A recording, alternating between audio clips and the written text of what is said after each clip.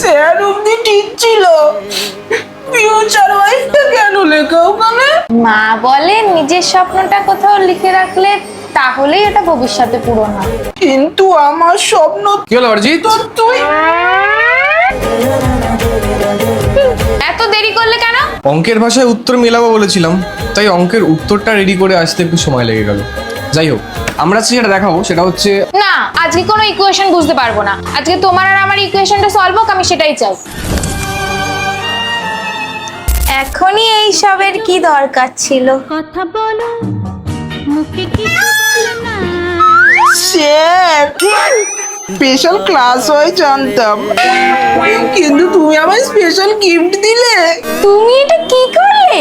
না না, আমি বেরো তোমার ইমপ্রেশনটা ফুল ডাউন হয়ে গেল আজ। বেরো, বেরো। যা, যা। হ্যালো মা, আমি না ভুল ভেবেছিলাম, এখানে স্যার আর স্টুডেন্টের কোনো কেমিস্ট্রি চলছে না। স্যার আমাকেই ভালোবাসে, মনে হয় স্যার আমাকে বিয়ে মানে স্যার আমাকে একটা সোনার চেনও গিফট করেছে। হ্যাঁ, বাকিটা আমি বাড়ি এসে বলছি।